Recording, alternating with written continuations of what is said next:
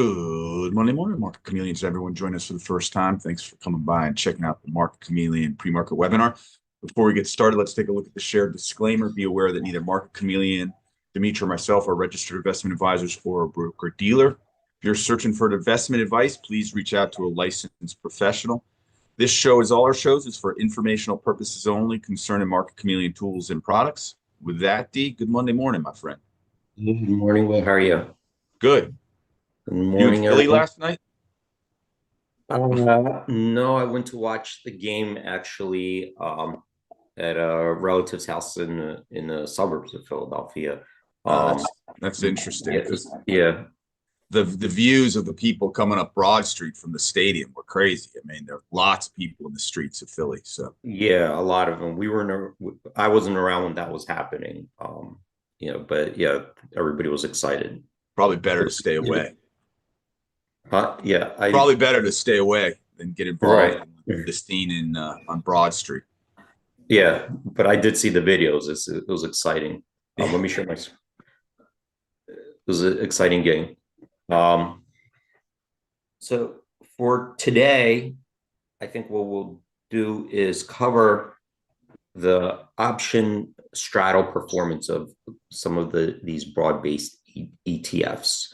Um, and the idea there is to see, well, if we look at the performance of the option straddle and let's say in the last couple weeks, were the options tended to be overpriced, underpriced relative to the actual stock movements, because when you're buying option straddles, um, you're buying a call, you're buying put, and at the money strike, and you need the stock to move around by a big enough percentage in either direction to offset the cost of that straddle and to be profitable to go beyond the cost of that straddle. And there are a couple different ways to trade it. You could also trade the Black-Scholes model, and you buy an option straddle and you rehedge the deltas, and the gamma, and then you'll trade the uh, realized volatility of the stock versus the implied volatility of the options.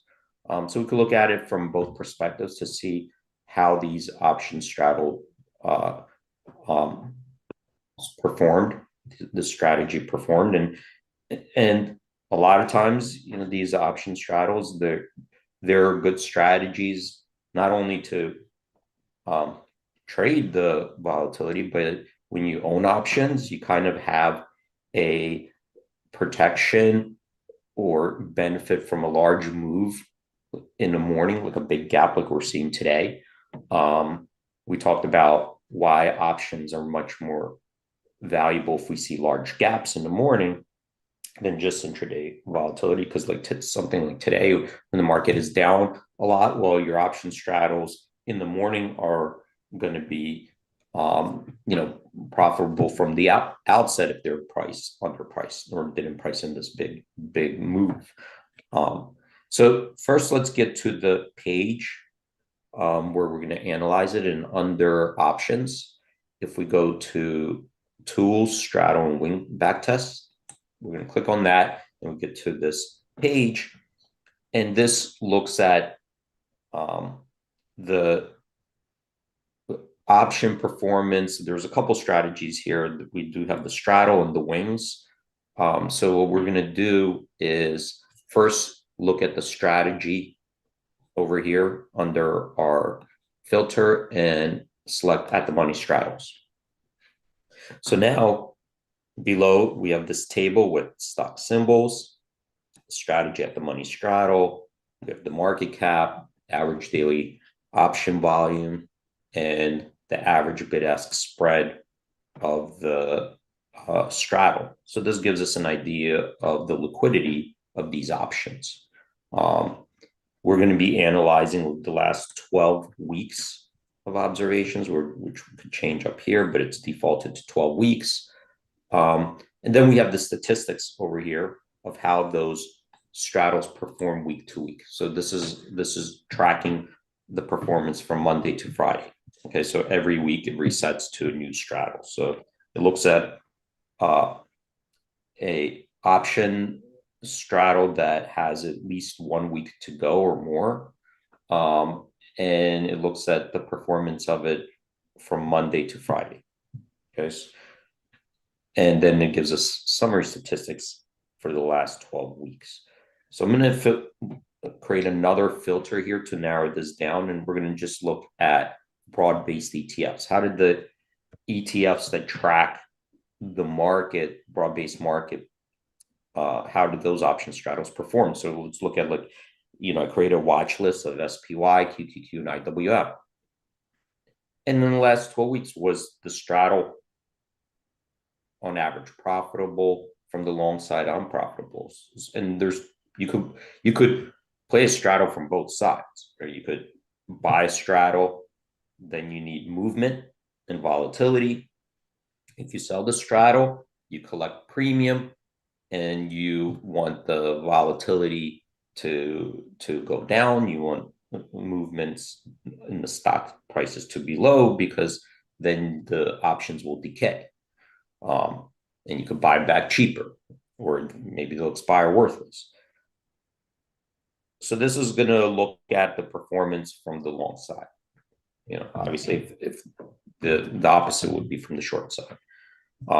So let's filter out from my watch list. I just created these watch lists, and let's look at the. Let me see if I have ETFs in here. I'm pretty sure I created a watch list with ETFs, broad-based. So I'm going to click that. And this is my SPY, QQQ, IWM, and DIA, the Dow Jones. So S&P 500 ETF, NASDAQ 100, Russell 2000, Dow Jones ETFs. And now we have the last 12 weeks of straddles. And when we look at straddles, as traders, we could do a couple things with them. We could just buy it and hold it. Right? So you buy at the money straddle, buy a call and a put on Monday, hold it all the way to the end to Friday, and then see where it ended up. So you close it out. So it's basically buy and hold for the duration of the week. We could also re-hedge that straddle, because options have Greeks, and we could manage that risk, right? The directional risk, the gamma risk, and so forth. We could manage it by hedging our deltas with the underlying security. And that would be a different strategy. It's a Black-Scholes strategy. And that should maybe smooth out some of the volatility in the performance or the returns, and give us an idea of how well the implied vols versus realized volatility was priced. And another one is just taking the straddle and hedging the initial delta, just to get that initial delta bias more neutral, and then letting it go. Right. So this is looking at 3 different strategies here. In unhedged straddles, so just looking at the nearest at the money strike, buying the call, buying the put, waiting. So the call or the put could be a little bit in the money, so you'll have some delta to that strategy. Like, for example, if you have a straddle that's priced, a strike of 100, well, if the stock is, like, say 102, well, the call will be more in the money, right? Because the call will be $2 in the money, the put will be $2 out of the money. So you have this initial bias. So we could leave that, and even with the bias, and see how the straddle performed, or we could measure it by hedging that initial delta to get to delta neutral. So that would be this strategy, looking at the initial delta and hedging it. The other strategy is to daily re-hedge. Say, okay, we're going to we have 1 week to go, right? Monday through Friday. At the end of the day, let's say we let the stock move around, and wherever it closes, we get this new delta, right? So the options that position will have a delta, because you have stock movement, decay, implied volatility changes. Let's say we just rehedge that delta every day. How did that perform? So that would be the daily rehedging. So you could see for SPY, QQQI, we have 3 different methods of tracking that straddle. And how did it perform? And ideally, you could think of it this way: if you could own volatility and straddles, if you could take that position even at a break even, right? If you could cover your costs and break even on average from week to week, then there's a slight edge in that, because you kind of are holding a potential, not say lottery tickets, not a lottery, but you have a potential there for one day where you get this unexpected movement, right? Because when you own options, there's always that possibility of something unexpected happens and volatility, blows up, or a big movement. So from that perspective, even at a break even, it's better to own options, right? Because when you own them, you have an unlimited amount of potential versus being short them. So let's just take a look at how this strategy performed from the long side, right? How much would have you theoretically made or lose having that strategy from the long side? So let's start out with just a SPY at the money straddle. So this is purely unhedged. Monday, I think that this starts tracking it from 10 a.m. Monday. The way we track it here is we let the options kind of settle by 10 a.m. Let the bid-ask spread come in. We look at it from 10 a.m. to Friday's close. Okay. And we look at the last 12 weeks. That's what we have this set to. The observations are in here if you press view. And this is the summary stats for all 12. So from the long side, 58% of our observations, okay, were profitable, meaning that whatever it cost at the start was worth more at the end. Okay, whatever you laid out, you got more at the end. So 58% of those observations were profitable. What about the average? So keep in mind that when we're talking about options, the returns vary, right? They could be anywhere. You could have 1 week of return of 100, 1 week of return of negative 20, positive 30%, negative 50%. They're not. So when we're talking about win rates, how often it was profitable, we also have to look at the returns of all of those, because you could have more frequent wins. You could be right 90% of the time, but if the 10% of the time your losses exceed all those other wins, it's going to be an unprofitable, it would have been an unprofitable strategy. So let's take a look at that. Okay, we got, the frequency of wins looks pretty good, meaning that more than half the time these options look like they were underpriced in the last 12 weeks. And it could be just the markets,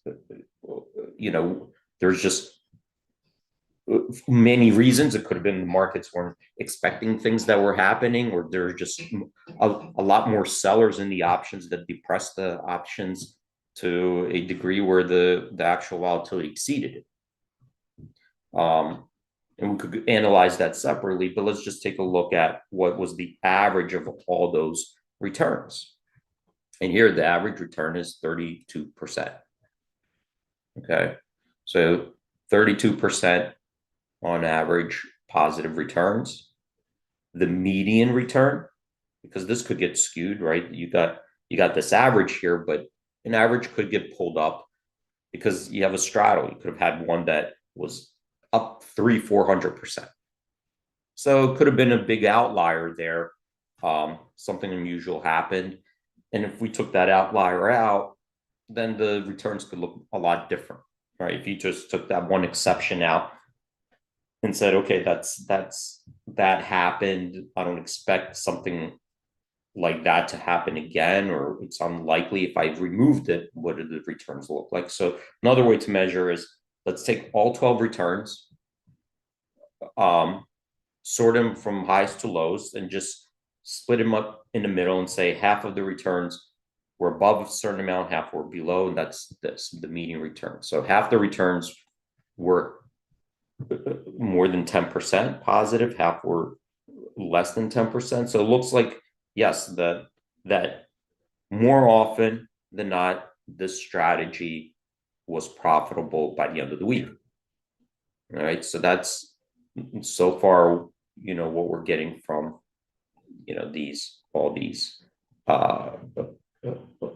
all these summary stats. So another thing, when we're measuring the returns, options they're derivatives. They're very volatile. So when we're talking about, option returns, there's a lot of volatility. It's not like, a stock may, go up or down, let's say 1 or 2%. But when we look at options, because they're derivatives, they're contracts, they could fluctuate between, up or down 30, 40, 50%, losing 100% of their value or making 200%. So when we're looking at this strategy, what's the variability around the average return? So this is the standard deviation. So you could see these are high standard deviations, but we could also compare the standard deviations using different methodologies. The worst return and the best return. So we could just kind of get a range here. So we could see an SPY out of those 12 weeks. The worst one was down 51%, meaning whatever the option straddle was at that first start on a Monday at 10 a.m. It was on Friday, it lost 51% of its value. Okay, so almost 50%. It was $10 straddle, lost $5. So if you bought $1,000 worth of premium, at the end it was worth $500. So you lost $500. The best return was up 144%.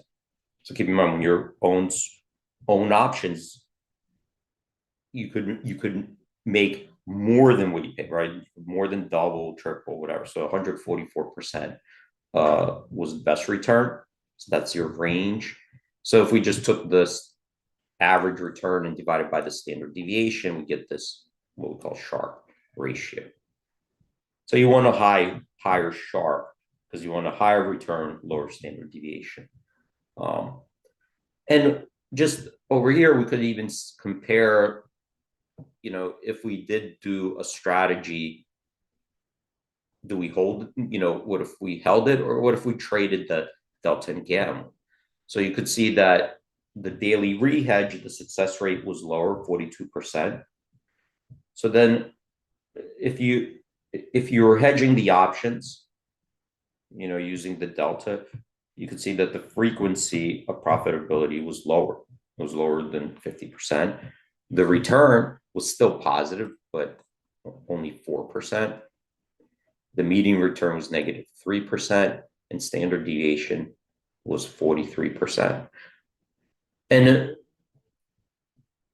one thing it also shows is that you could have traders on both sides, of this trade, and it's possible that both sides even win depending how they manage that risk. Okay, that's with the options, because one could have just held it, and let it go. One of them, on the short side could have just done a good job rehedging, and maybe even potentially that one profitable too. So that's a quick way just to compare those straddles and what was going on in the last 12 weeks. We could use it the last 2 weeks, last week, to get a sense of, where the premiums were priced relative to like where they ended up and how the stock moved. Now, if we click on this view details, we'll get the analytics here below. So you could see here, it tells us for the, what it was tracking, so this one was expiring January 24th. The option was looking at the strike, 601 strike. So 601 straddle that expired January 24th. So you could see at 10 a.m., January 21st at 10 a.m., this is where the stock was.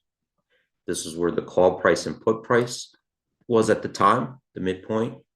So that means, the value of that straddle, if you bought it, $695. It implied that the stock had to move 1.2% for break even. So what did the stock do? Well, it went from $654 to $608.09 by the end of the week. Okay, so you could see it went up, $7.50, something like that. Well, what did the options do? So it went up 1.3%, more than the break even. So where did the options end up? Well, the call's in the money, right? So the call's in the money by $7.09. We're looking at the 601 strike. So if the stock's 608.09, the call is worth $7.09. The put is worthless. The put is out of the money. So the 601 put, then these were options were expiring. So the put went out worthless. So that straddle, the value of it was $7.09. And you started out at 695. So it was a slight gain, 2%. Okay, so it wasn't a huge gain, but a slight gain of 2%. And then this shows you if you did a delta neutral or rehedged it. Okay, so now you could go down the line and see week by week, how the straddle performed. You could see where it started, what was the implied move or the needed move for a break even, what did the stock actually do, and where the straddle contract, the value ended up. And this just allows us to look at the market dynamics, see how the option premiums were priced by the market relative to where they ended up at the end of the week, and based on how the stock performed. So this is a quick overview of that strategy. And we could also compare that. Now we have the SPY, QQQ, IW, and DIA. And let's see if they perform similarly, right? You have 3 different market-based ETFs. All these ETFs are kind of looking at a diverse group of stocks that tries to, track the market. These are index ETFs. So let's just take a look at unhedged. I'm just going to narrow down and look at unhedged. So now we have just these 4. And now we could just compare the 4 of those relative to each other. And it looks to me, based on that analysis, in unhedged straddle, the DIA or the Dow Jones Industrial looked like it had a better average return, more frequency of wins, higher Sharpe ratio, So this one, maybe it's worth looking into why would that one, be a little bit, more underpriced than the other ones in the same period.